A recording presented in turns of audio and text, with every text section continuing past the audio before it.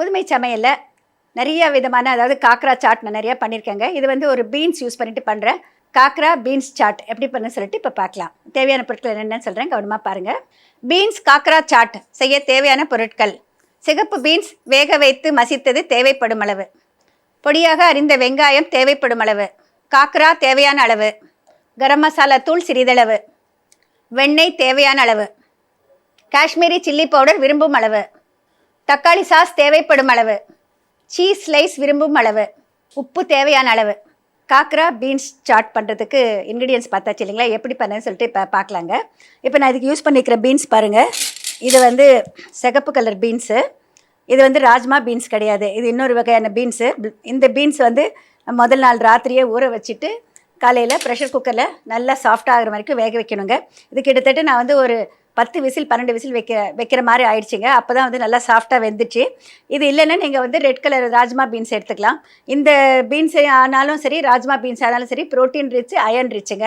இந்த மாதிரி red colour இருக்கிறதெல்லாம் கொஞ்சம் இரும்பு சத்து மிகுந்தது.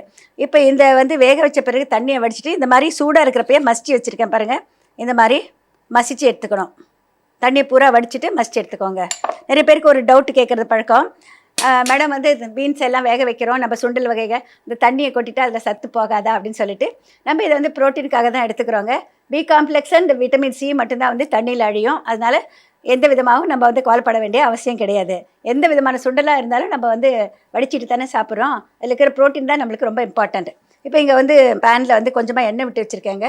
இதில் நான் வந்து பொதுவாக எதுவும் தாளிக்கிறதுக்கெல்லாம் சேர்க்க போகிறதில்ல. ஒரு ஈவினிங் சாட் மாதிரி குழந்தைங்களுக்கு ஒரு ஹெல்த்தியாக, இல்லை பெரியவங்களுக்கு யாருக்குனாலும் சரி சடனாக பண்ணணுன்னாக்கா இந்த மாதிரி பண்ணிக்கலாம். இப்போ இதை வந்து தேவையான அளவு வெங்காயம் போட்டுக்கலாம். வெங்காயத்தோட ஒரு சிட்டிகை உப்பு போட்டுக்கிறேன்.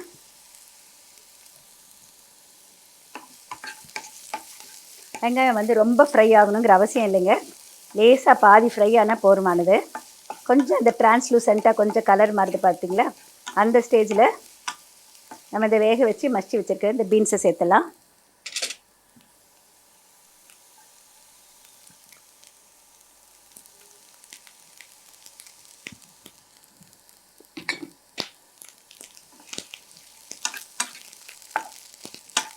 இதுக்கு வந்து நான் ரொம்ப சிம்பிளிஃபை பண்ணி கொஞ்சம் லெஸ் இன்க்ரீடியன்ஸ் பண்ணணும் அப்படின்னு சொல்லிட்டு இப்போ பாருங்கள், டொமேட்டோ சாஸ் எடுத்திருக்கேன்.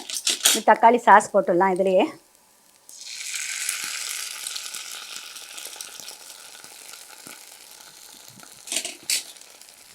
காரத்துக்கு கொஞ்சம் மிளகாத்தூள் போட்டுக்கலாம்.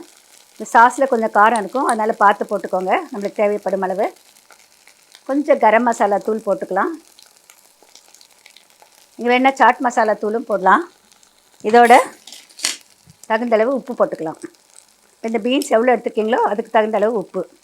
நான் வேக வைக்கிறப்பெல்லாம் அதில் உப்பு போட மாட்டேங்க, அதனால் இப்போ இதில் போட்டுக்கலாம். இது எல்லாத்தையும் சேர்த்து நல்லா கலந்து விடலாம். நல்லா சூடானால் போதுமானது.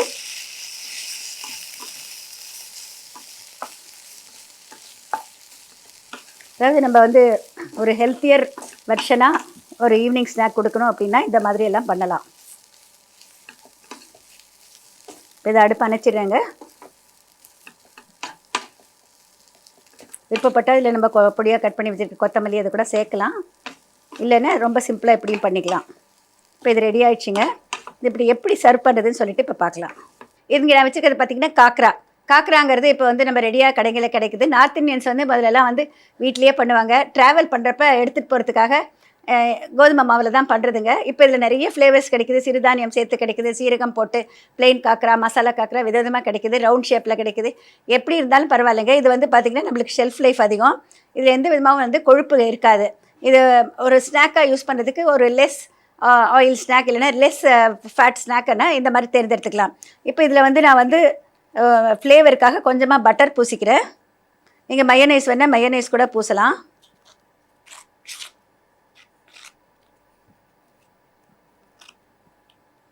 இப்போ இந்த பட்டர் பூசிட்டேன். இப்போ இந்த செஞ்சு வச்சுருக்கிற இந்த மசாலா வந்து நம்ம இதுக்கு மேலே போட்டுக்கலாம்.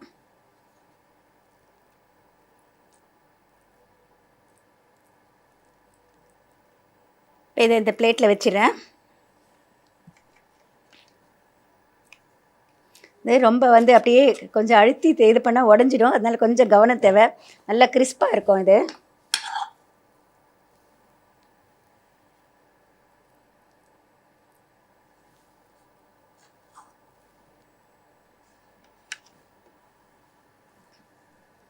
நான் இங்கே வந்து சீஸ் ஸ்லைஸை வந்து நீளமாக கட் பண்ணி வச்சுருக்கேன். இது மேலே நம்ம வந்து வெறும் சீஸ் க்யூபாக இருந்தால் அப்படியே கிரேட் பண்ணி போடலாங்க. இப்போ இதை வந்து நம்ம எப்படி வேணால் டெக்கரேட் பண்ணலாம், நம்மளுடைய விருப்பம்தான்.